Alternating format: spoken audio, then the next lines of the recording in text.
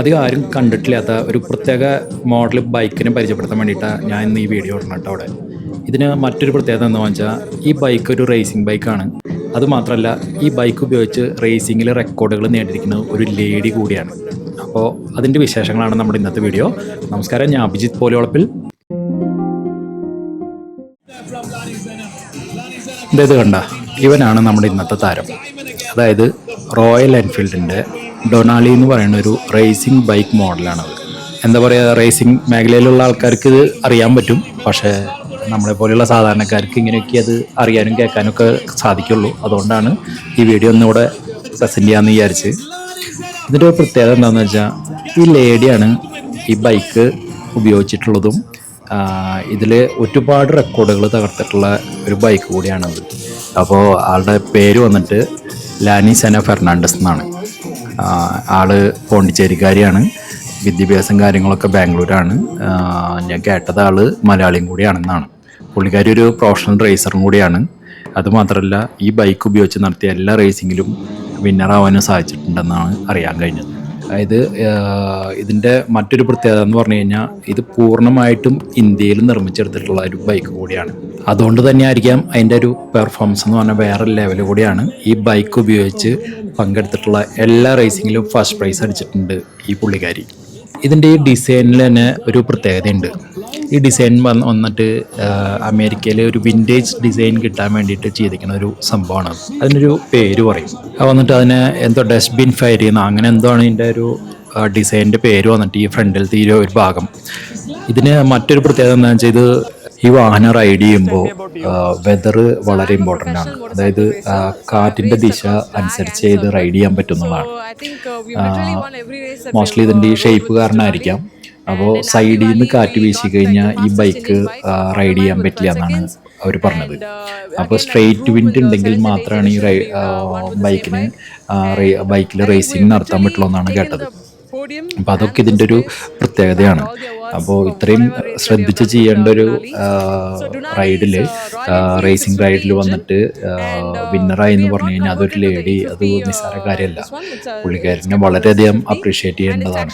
പിന്നെ കണ്ടു കഴിഞ്ഞാൽ ഒരു 850 cc മേളിലേക്ക് തോന്നുന്നുണ്ടെങ്കിലും ഈ വണ്ടിക്ക് ആകെ 650 cc മാത്രമേ ഉള്ളൂ എന്നുള്ളതാണ് മറ്റൊരു പ്രത്യേകത. അതുമാത്രമല്ല സ്റ്റോക്ക് കണ്ടീഷനിൽ 2 ഇരട്ടി ഹോഴ്സ് പവർ കൂടുതലാണ് ഈ വണ്ടിക്ക് എന്നുള്ളതാണ് മറ്റൊരു പ്രത്യേകത. അതുപോലെ തന്നെ ഈ ബൈക്ക് കണ്ടു കഴിഞ്ഞാൽ ഇതിന് വലിപ്പം കാര്യങ്ങളൊക്കെ വെച്ചിട്ട് നമ്മൾ വിചാരിക്കും ഇതിന് ഒരുപാട് വെയിറ്റ് ഉണ്ടെന്ന്.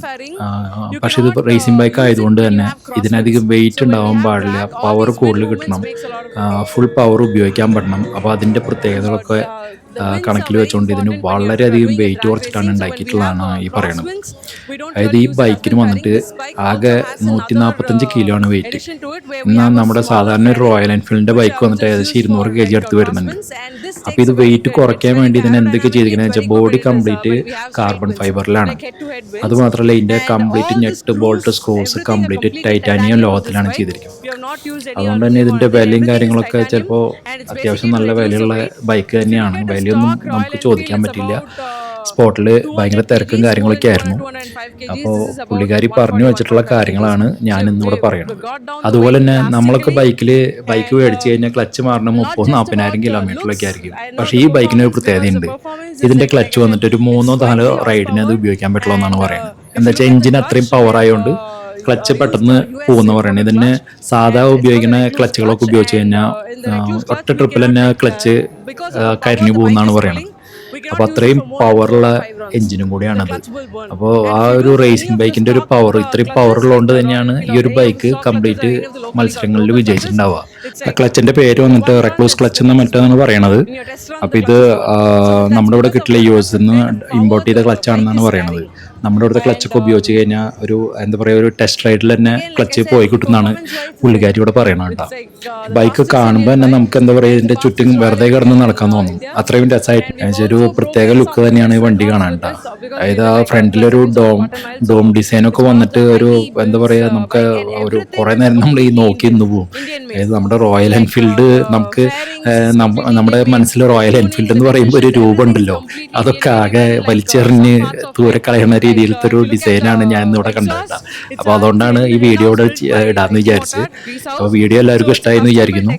അപ്പോൾ ഇനിയും ഇതുപോലെ വ്യത്യസ്തങ്ങളായ വീഡിയോ നമ്മുടെ ചാനലിൽ കൂടെ വരുന്നതായിരിക്കും. അപ്പോൾ നമ്മുടെ ഈ വീഡിയോ ഇവിടെ അവസാനിക്കുകയാണ്. Thank you.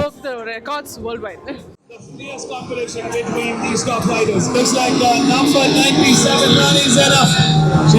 She said very clearly before the start of the race that she wants to come out victorious. But I foresee a mad fight here. The checkered flag awaits.